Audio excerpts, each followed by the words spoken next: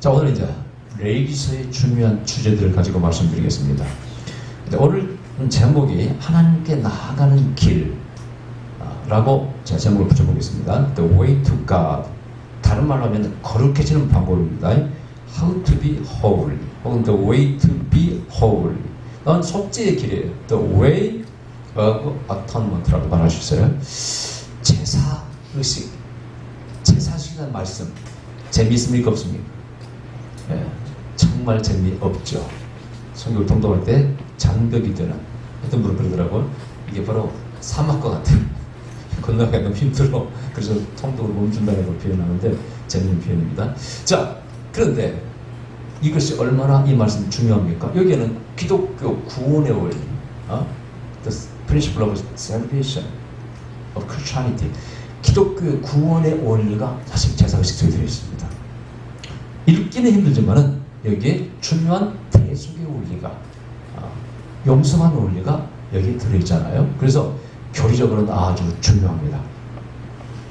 자, 일단 오늘 말씀, 이제 레위기서의 주제를 하나 딱 말씀드리면 사실 거룩이에요. 거룩한 하나님, 거룩한 백성, 거룩하게 하는 방법, 여러 가지 표현할 수 있는데, 레위기서 11장 45절 말씀이 핵심들은 말씀이 될 수가 있습니다. 나는 너희의 하나님이려고 너희를 애굽 땅에서 인도해낸 여호와라. 내가 거룩하니 너희도 거룩할지어다.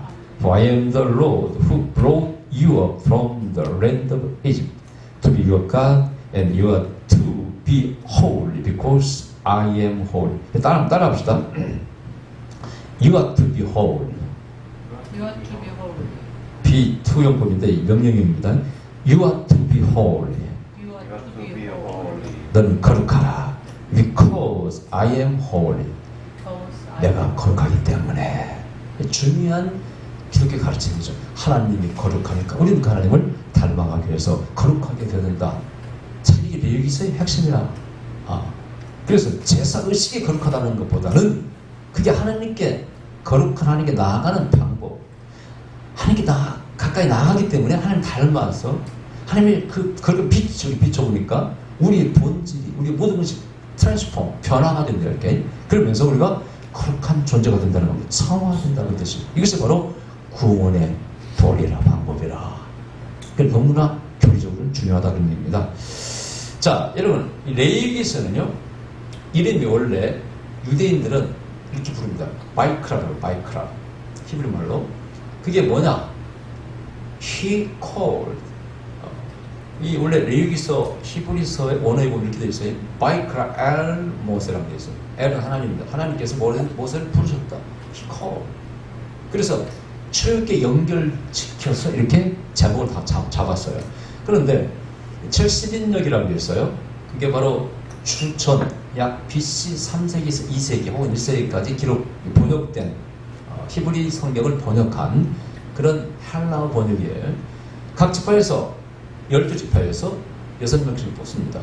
72명이 뽑혀가지고 알렉산드리아, 아프리카 북단에 있죠. 지금 이집트에 있는 거기서 번역에 참여해서 번역을 했다고 그래요. 그래서 오늘날 많은 성경이 거기서 이렇게 번역을 해서 각 나라 말로 번역이 됐어요. 근데 거기에서 이름을 바꿨어요. 뭐 이름 제목이 그러냐? 히콜드가 뭐냐 이거? 레위는 레위 지파가 해야 될 제사 의식이 주된 내용이기 때문에 레위기서라고 하자 이렇게 이름을 붙인 거예요. 근데 여기 이제 재밌는 것은 바이크라 부르셨다는 것이 재밌고, 또는 이 예물이 중요해요. 모세를 불러서 하나님께 제사 드리는 방법을 가르쳐요. 근데 이게 제사 오퍼링, 제물이라는 뜻이 아주 의미가 있어요. 원래 번제라는 것은 올라라고 그러죠. 올라. 그 원어의 뜻은 시작된 어린 근원은 올라간다 그 뜻이에요. 올라간다. 근데 여러분, 하나님께 올라가면은 어떤 일이 벌어질까? 네? 하나님께 올라가면 어떤 일이 벌어질까요? 성경에서 신앙적인 의미는 하나님께 나아가면은 우리가 하나님께 귀한 거룩한 존재가 되는 건 아니겠습니까? 그죠? 하나님께 아무나 내게 가까이 오라고 말하지 않습니다. 근데 사실은 예물의 뜻이, 여기 오퍼링 예물의 뜻이 무슨 뜻이냐? 그 원어의 뜻은요, 원 근원은요, 바로 come near, approach, 가까이 간다 그 뜻이에요. 하나님께. 자, 여러분 출애굽기 14장에 이런 말씀 있죠. 너희는 내게 올 때 빈손 오지 말래. 1년에 3차례씩 반드시 오와. 무슨 절기 때마다? 유월절, 무교절, 맥주절, 오순절, 그 다음에 초막절. 이때 새 절기는 무조건 내 앞에 남자들은 와야 돼. 왜 오라고 했을까? 저는 제가 말씀드렸죠. 이 절기가 교육의 방법이라. 절기를 통해서 절기 의식을 지키고 과거에 하나님께서 하신 것을 회상하고 기억하고, 절기 의식을 통해서 거기는 반드시 희생점을 바치죠. 죄를 용서받기 위해서. 그러면서 내가 깨끗이 씻어지는 겁니다. 하나님께 나아가는 거예요. 이게 바로 거룩해지는 바로 절기입니다. 의식입니다. 리추얼. 그렇게 교육 방법이에요. 이 하나님 지혜입니다. 여러분 우리도 마찬가지예요. 거룩하신 분을 1년에 3분만 만나보세요. 그 사람이 거룩해지겠어? 안 거룩해지겠어? 생각해보세요.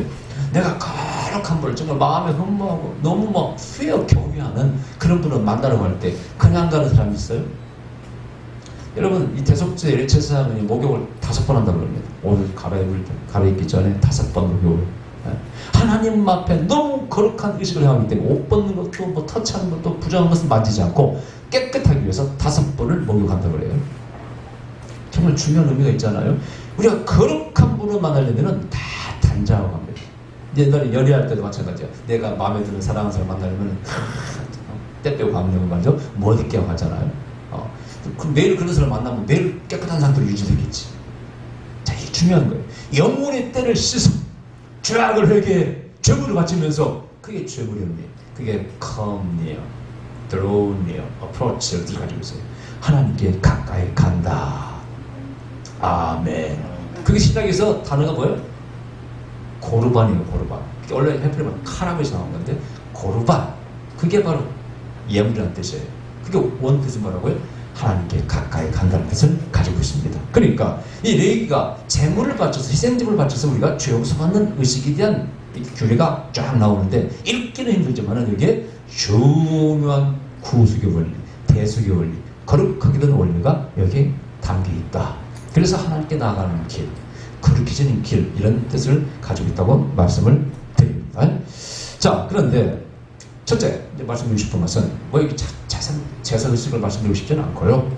이 제물로 바치는 제물이 뭡니까?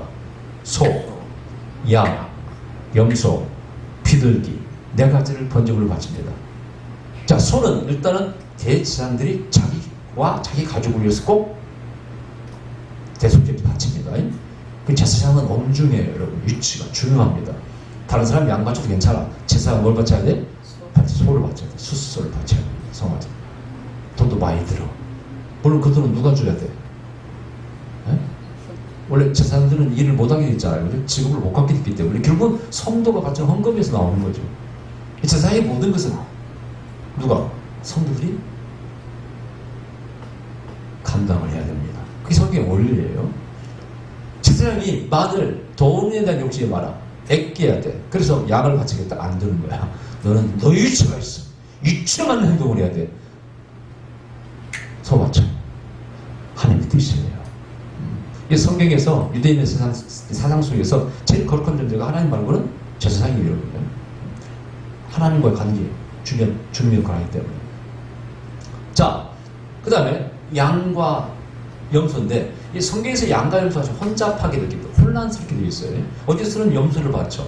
근데 그게 그럴 수밖에 없는 게 양이라고 부르는 것이 되게 그 당시에 사냥이에요. 지금 우리 털 깎는 건 양이 아닙니다. 되게 주로 염소고 사냥을 말하는 거예요. 이거 번역할 때도 마찬가지로 우리나라에 옛날에 양이는 개념이 없었어요.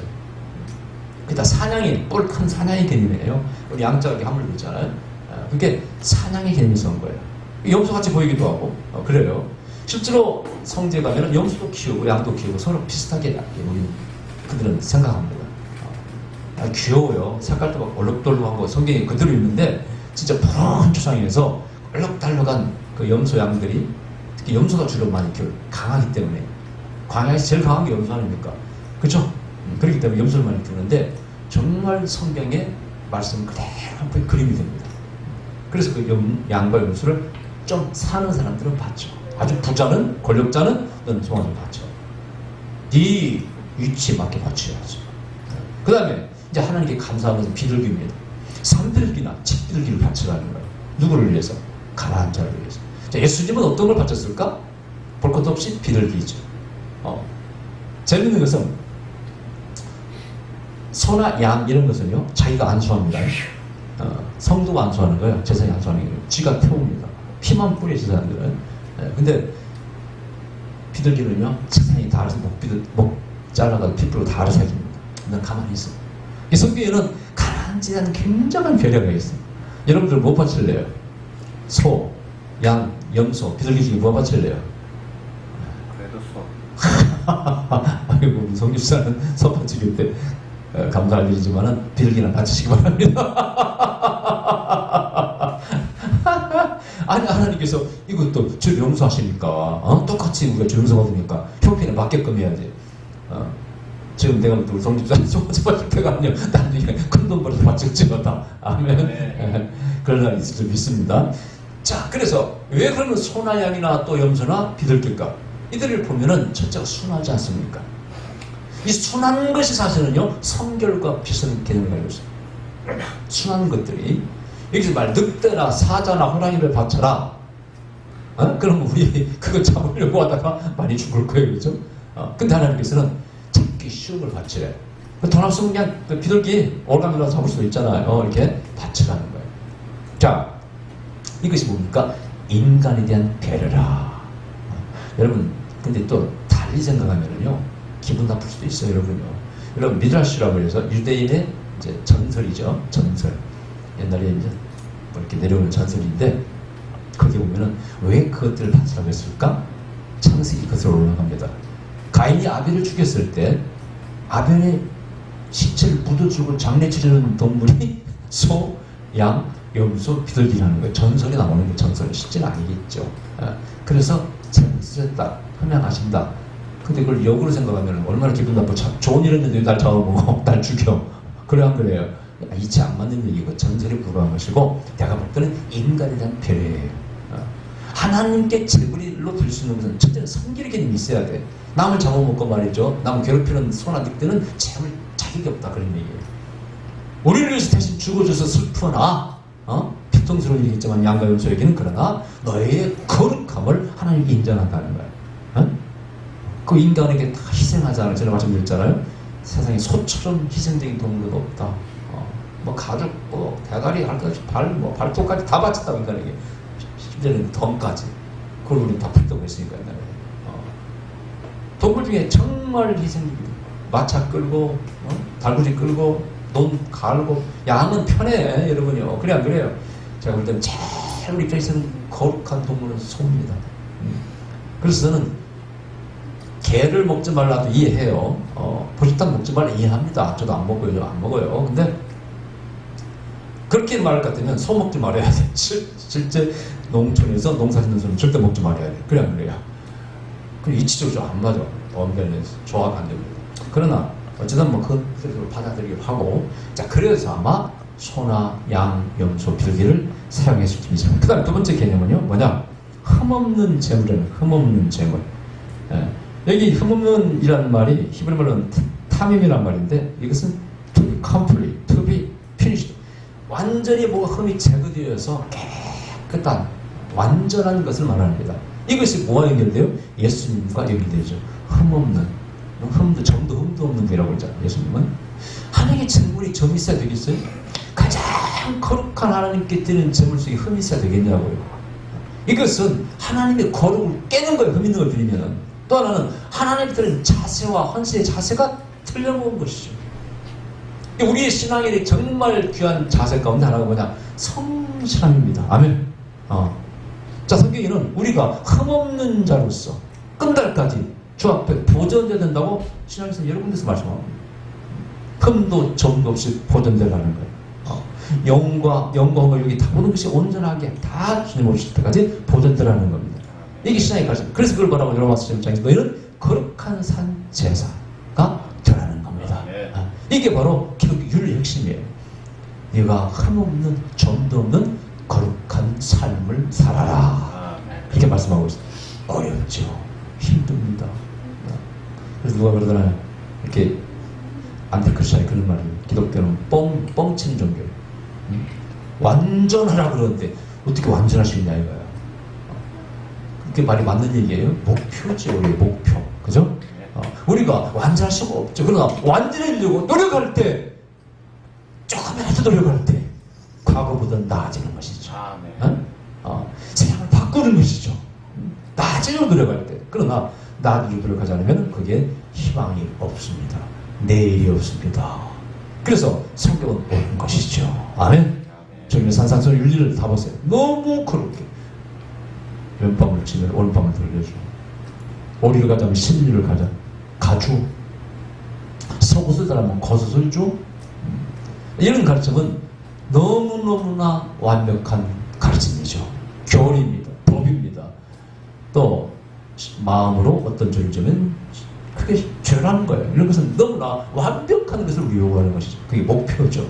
그래서 그게 틀린 게 아니고 옳은 것입니다. 우리는 그렇게 가르치려고 노력을 해야 되는 것입니다. 자, 요한복음 18장 38절에 이런 말씀이 있어요. 여러분 요한복음 18장 19장 또 19장 6절, 요한복음 18장 38절, 요한복음 19장 4절, 요한복음 19장 6절은 예수님이 흠이 없다는 걸, 죄가 없다는 걸 빌라도의 입을 빌려서 세 번이나 이렇게 기록되어 있습니다. 빌라도가 가로되 진리가 무엇이냐 하더라. 이 말을 하고 다시 유대인들에게 나가서 이르되 나는 그에게서 아무 죄도 찾지 못하느라. I find no basis for an accusation against him. 아무것도 고소할 만한 흠이 없다 그런 얘기예요. 이것이 세 번이나 기록되어 있어요. 요한복음은 영적인 복음서라고 말씀드렸어요. 일부러 빌라도의 말을 기록한 겁니다. 왜? 예수님이 죄가 없음을 강조하기 위해서. 왜? 그분이 십자가에서 한 마리의 희생양으로서 우리의 죄를 대신 지고 돌아가시지 않습니까? 그리고 그분이 흠이 있어서는 우리의 구속이 안 이루어지는 거예요. 제사가 깨져버리는 겁니다. 그래서 그걸 여기서 강조하고 있습니다. 그래서 흠없는 제물을 바쳐야지. 이것 때문에 유대 레위인들이, 제사장들이 장난을 쳤습니다. 장사 속으로 여기서 큰 불을 축적했습니다. 어떤 방법이냐? 이제 양을 키워요. 염소를 키워요. 소를 키워요. 그중에 깨끗하면 제일 좋은 거 골라가지고 절기 때 제물 바쳐를 가져오잖아요. 그러면 검시관이, 레인 검시관이 딱 보고요. 조그마한 흠이 있으면 그걸 잡고 불합격 도장 찍어버려요. 흠이 있잖아. 근데 흠을 잡으려고 하면은 어떻게 안 잡히겠어요. 동물이. 생각해보세요. 뻔하도 부를 수 있고 그렇지 다. 퇴짜, 불합격 도장을 찍어버리면요. 제물을 쓸 수가 없어요. 그 멀리서 가지고 왔는데 힘들게 며칠 걸려서 왔는데 어떻게 안 된다고 하니까 그걸 싸게 팔아야 돼. 그러면 제사장들이 뒤에 사람을 시켜서 싸게 사요. 그 다음에 흠을 약간 고친 다음에 합격 제물을 만들어 놓고 그럼 어떻게 할 거야? 이거 우리가 파는 거 사서 써. 이렇게 하든지 이렇게 하는 거예요. 그래서 그 비싼 가격으로 사서 제물을 바쳐갑니다. 떼돈 버는 겁니다. 또 하나는요. 전에 토라를 우리가 배울 때 말씀드렸죠.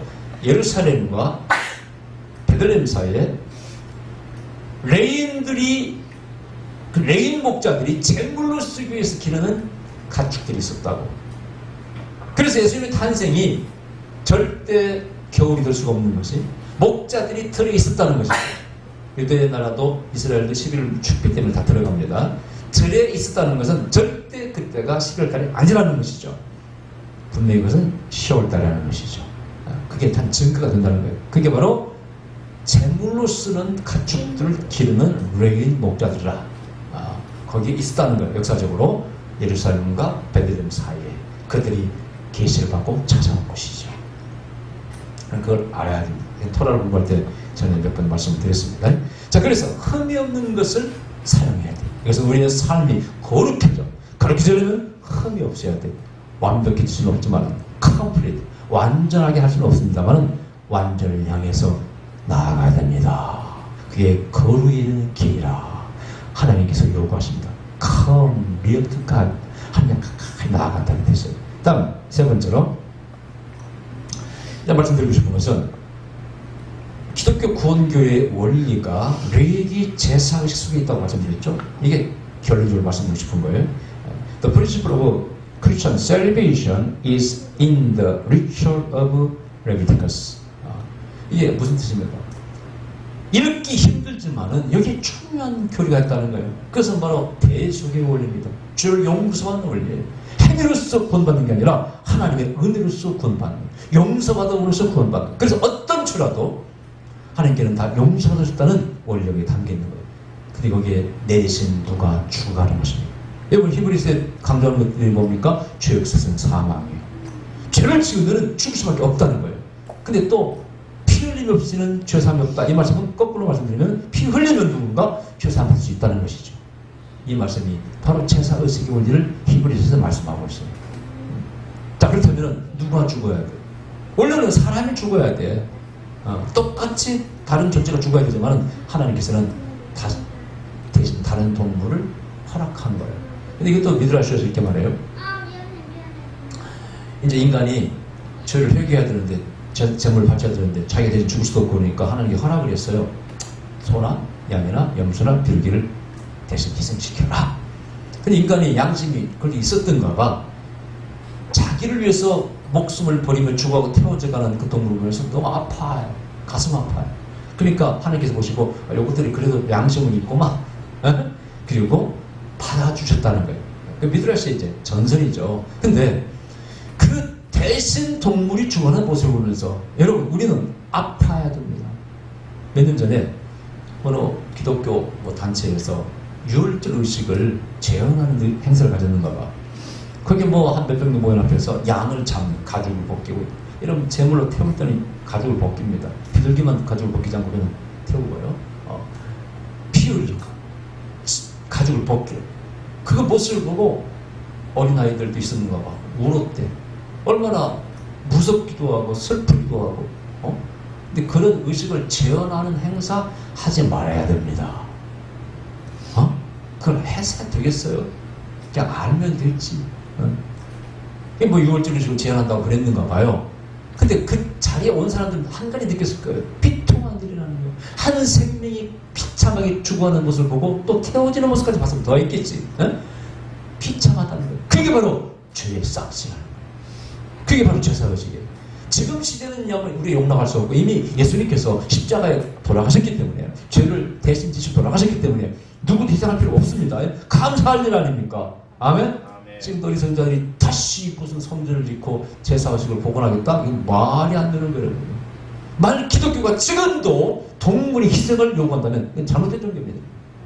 성경 예수님은 대신 우리를 위해서 돌아가셨습니다. 여러분 제가 기도했습니다. 시작하게 된 하나님 오늘 또 한 가지만 말씀하여 주시는 것입니다. 레위 1장에서 과연 하나님 뭐라고 말씀하십니까? 이야 이렇게 말씀하셨습니다. 내가 거기서 죽었다. 양이나 염소가 아니랍니다. 바로 내가 대신 고통을 당하고 죽은 것이다. 하나님은요 양과 염소가 하나님 자신이라고 말씀하셨습니다.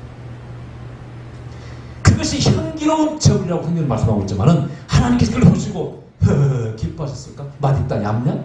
No. 내가 지금 죽고 내가 지금 태워주고 있는 거야. 그래야 많지 않겠습니까 여러분? 그래야 많지 옳지 않겠어요 여러분요? 이게 바로 레위기서의 진리입니다. 하나님 우리를 위해서 대신 고통받으시고 목숨을 끊으시면서 태워주고 있는 거예요. 내장은 내장들 껍질을 다 벗기시죠. 그만큼 죄는 무서운 것이다. 그렇게 죄를 무서워하지 않으면 무엇으로 우리 인간을 제어할 수 있어요?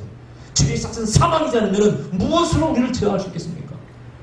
그래서 이렇게 기독교 구원의 구약의 원형 제사의식이 무서운 거예요. 엄중한 거예요.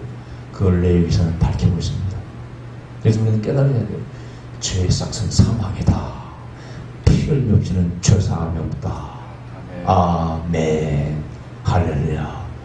레위기서를 깊은 마음으로 한번 읽으시면 정말 미안한 마음, 소나 양이나 염소나 비둘기에 미안한 마음을 거예요. 다시는 우리가 죄를 지어서 하늘을 배반하고 우리를 위해 누가 대신 희생해서는 안 돼. 또 주님께서 우리를 위해 대신 희생하시고 죄를 용서하시고 갚아주셨기 때문에 우리는 구원을 받았다. 감사하셔야 돼요. 할렐루야. 기도하십시다. 그렇습니다. 우리 감사드립니다.